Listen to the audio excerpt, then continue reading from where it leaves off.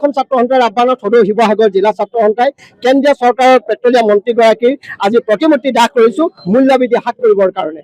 আৰু মূল্যবৃদ্ধি হ্ৰাস কৰিব নোৱাৰা এখন চৰকাৰ, এখন ব্যৰ্থ চৰকাৰ, নৰেন্দ্ৰ মোদী ডাঙৰীয়া চৰকাৰো ব্যৰ্থ হৈছে আৰু অসমত ডক্টৰ হিমন্ত বিশ্ব শৰ্মাৰ নেতৃত্বাধীন অসম চৰকাৰখনো বিফল হৈছে। ধিক্কাৰ জনাইছোঁ। আমি প্ৰতিবাৰে আমি ৰাজপথত আহি কথা কৈছোঁ যে মূল্যবৃদ্ধি হ্ৰাস কৰিব লাগিব, অত্যাৱশ্যকীয় সামগ্ৰীবিলাক নিয়ন্ত্ৰণ কৰিব লাগিব, মূল্যবৃদ্ধি নিয়ন্ত্ৰণ কৰিব লাগিব। কিন্তু নিয়ন্ত্ৰণ কৰিব নোৱাৰা এখন বিফল চৰকাৰ, এখন পুঁজিপতি গোষ্ঠীৰ ওচৰত আত্মসমৰ্পণকাৰী এখন চৰকাৰ।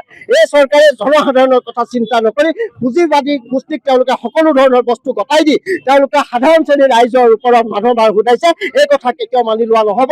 ডিজেল পেট্ৰলৰ শতক ঘৰ অতিক্ৰম কৰাৰ পিছতো কেন্দ্ৰীয় মন্ত্ৰীগৰাকীয়ে বা কেন্দ্ৰীয় চৰকাৰে অসম চৰকাৰে কোনো ধৰণৰ ব্যৱস্থা গ্ৰহণ নকৰাত আজি আমি প্ৰতিমূৰ্তি দাহ কৰিছোঁ কেন্দ্ৰীয় পেট্ৰলিয়াম মন্ত্ৰীগৰাকী আৰু অসম চৰকাৰক ধিক্কাৰ জনাইছোঁ। তেওঁলোকে নিৰ্বাচনীৰ আগমুহূৰ্তত বিভিন্ন মিছা প্ৰতিশ্ৰুতি দি পেলাই তেওঁলোকে দিছপুৰ দখল কৰিলে, কিন্তু তেওঁলোকে দিছপুৰ দখল কৰাৰ পিছত জনসাধাৰণৰ স্বাৰ্থত কিন্তু কাম কৰা নাই। তেওঁলোকে মূল্য বৃদ্ধি কৰি বজাৰলৈ মানুহ আহিব নোৱাৰা এটা ব্যৱস্থা গ্ৰহণ কৰিছে। সৰু সৰু দোকানবিলাক বন্ধ হৈ গৈছে।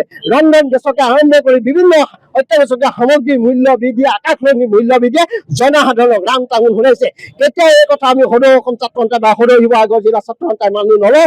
আহি থকা দিনত যদি এখন চৰকাৰে মূল্য বৃদ্ধি নিয়ন্ত্ৰণ কৰিব নোৱাৰে, তেতিয়াহ'লে এনেদৰে প্ৰত্যেক দিনে ৰাজপথত উত্তাল কৰি থাকিবৰ কাৰণে, প্ৰতিবাদ কৰি থাকিবৰ কাৰণে আমি সদৌ অসম ছাত্ৰ সন্থা কৰ্মকৰ্তাসকল প্ৰস্তুত আছোঁ। যিকোনো খবৰৰ বাবে যোগাযোগ কৰক আমাৰ এই নম্বৰত 9181 307 2221।